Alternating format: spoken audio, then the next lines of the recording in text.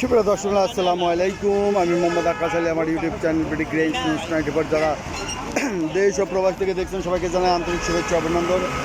সুপ্রিয় দর্শক, আজ 17 জুলাই 2025 রোজ বৃহস্পতিবার অবস্থান করছি পাবনার পুজোর পাটের হাটে। আসি পাট কত কি দরে ক্রয় বিক্রয় হয়েছে তা জানিয়ে দেবো। সুপ্রিয় দর্শক মণ্ডলী, এই হাটে পাটের আমদানি খুবই কম, এখন সিজন কেবল শুরু হচ্ছে, তাই এই যে আজকে হাটে কিছুটা আমদানি আছে। তবে বিগত হাটগুলোতে পাট ছিল না, এখানে কিছু পাট ছিল, নিয়ে গেছে।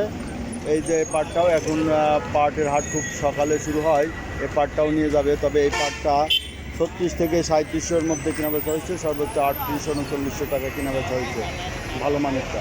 এটাই পাটের বাজার যাচ্ছে, এই ভাইরা এখন নিয়ে যাচ্ছে। তবে একটু চেষ্টা করব জানতে বাজার দরটা।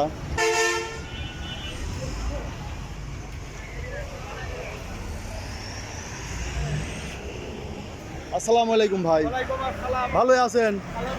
পাটের আমদানি কি শুরু হয়েছে? কেবল হচ্ছে?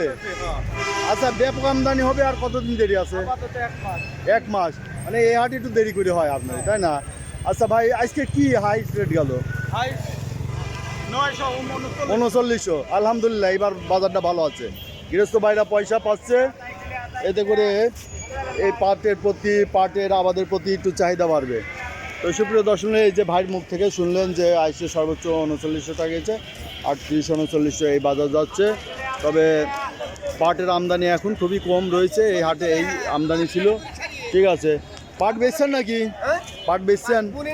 এবার বোনের নাই, মনের দুঃখে।